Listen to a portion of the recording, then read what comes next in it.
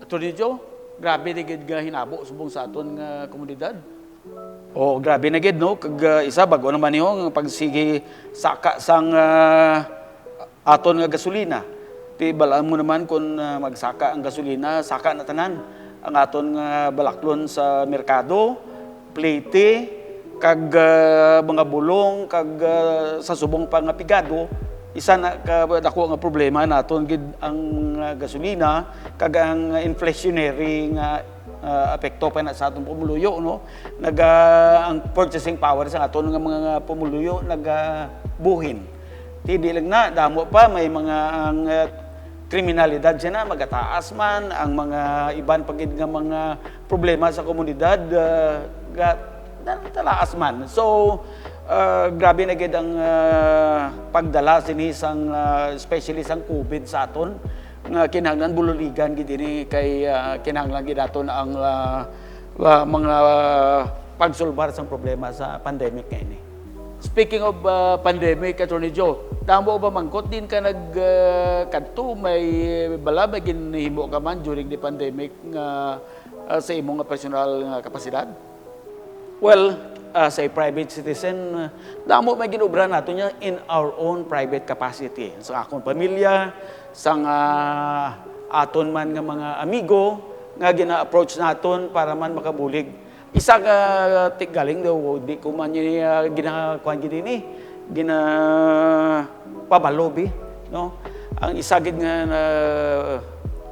himo naton sa komunidad, among pagpangayo naton sang mga alkohol sa San Miguel Corporation nga ti sa aton nga man mga pangamigo dito sa San Miguel Corporation nakapadala kita sang ginatos guro ka galon sang mga alkohol sa kaparian ginpaagi naton sa simbahan nga ginpang-distribute naton sa nagakalain-lain nga mga parokya ang atong nakwa naton nga bulig sa San Miguel Corporation nga mga alkohol.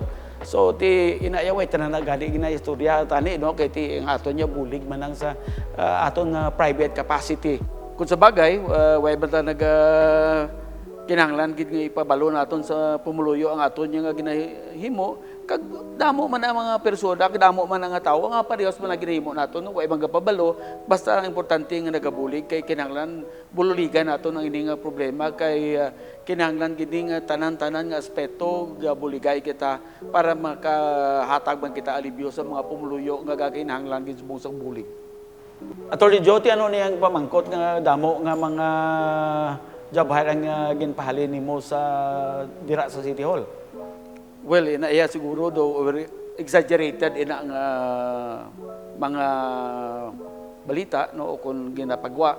Pero actually sa mga nag-agi nga mga mayor, isa kita guro nga way gid ang tandog sa mga aton nga mga job hire. Galing kay balaan mo, kung job hire depende na sa budget. Gulpi lang na balaan mo way isang daw fix ka budget inay kung pila lang tawo dira ang mga sweldo ginapaigo-igo lang no gani kung mangin congressman kita isa gina nga aspeto nga gusto naton kayuhon kag kung paano naton masulbar ina through law nga mahimo naton ining mga problema nga ina nga job hires kay ina tugod man sa mga layi nga nagalimit bala because ang aton nga budgetary constraints nga amo ina ginahimo sa bilog nga Pilipinas no kon bag-o nga administrasyon iya naman nga mga tawo ang inabutang niya kag kon lain naman nga administrasyon lain naman nga mga tawo ti ang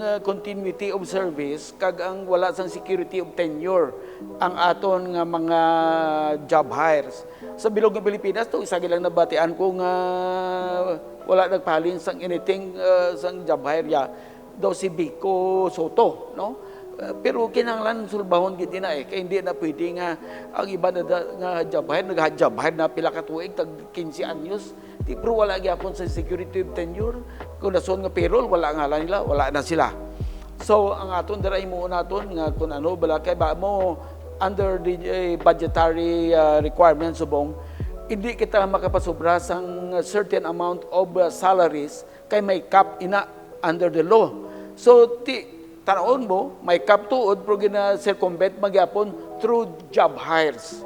So kinahanglan ko di permanente ho na gid lang kag tanawon nga paano nga mahimo ini nga ma-institutionalize gid nga ang job hiring kinahanglan may funding kag dulaon tani ukon minimize sa gid to its barest ang ining job hire kay kaluluoy ang mga pumuluyo nga gina-job hire kay di nagwala sang continuity of service. Temi nga pamangkot man Attorney Joe nga kuno sang 2019 na why mo gin grab ang opportunity nga maging congressman ka nato kay sa amo sa tinion pwede man ka nga maging congressman. Well, sa last elections, nabala nyo nga ako ang incumbent ng mayor. No? Ang aton nga mga pumuluyo, gusto man nga ginapamangkot naman, nabian man sila sa aton nga mga programa. So, we opted nga magpadalagan as mayor sa Syudad sa Iloilo that time. Attorney Joe, dugay ka na sa politika, dira? Way ka man siyang may inubrahan? Sa ina nga pamangkot, siguro ang akon nga record magkahambal sa aton nga hinimuan dira sa konseho. Bilang konsyal, kita ang nangin chairman sa Committee on Appropriations for 15 years. No? Nga ara kita dira as councilor. Isa sa pinakabudlay nga obra sa aton konseho mo ang pagbalanse sa aton nga budget kag pagpahat-pahat kag magtan-aw bala kung ano ang pwede mahatag sa mga departamento, sa mga programa, sa mga aton nga mga projects. So, ginimo naton nga kagintun-agid naton maayo ang budget naton kag we were able to balance the budget nga ara kita dira sang aton nga tinion bilang chairman sa Committee on Appropriations. Sang nag-chairman kita sang transportation, ginimo naton ang perimeter boundary ordinance. Kita ang primary author sina kag ginimo naton nga ginlaptan naton ang development sa mga outskirts sang city kay ginutok na gid ang main city streets naton. So major nga ginimo naton as councilor kag damo pa nga mga hinimuan naton. As Vice Mayor, we were able to see to it nga ang pagpadalagan sang aton nga konseho strict ang aton rules parliamentary procedure kag sa aton nga house rules kag tagaan tagid ang tinion ang tanan nga mga konsyales nga kung gusto sila mag-present sang ilang mga ordinansa ginatagaan tagid sila gina-guide naton nga para nga ang aton nga paghimo sa lay dila tayo yun. Well, nag-mayor kita, sang chief city legal kita sa kay Mayor Jerry Reñas that time. Ginimo taman bilang chief city legal nga tanan nga mga kaso sang syudad yung tutukan tagid kag with flying colors ang aton performance dira. Kag sang pag-mayor naton nag-introduce kita sa mga novel nga mga paagi nga para man nga makapalapit paginaton ang aton mga pumuluyo sa gobyerno. Gipdala naton ang gobyerno closer to the people.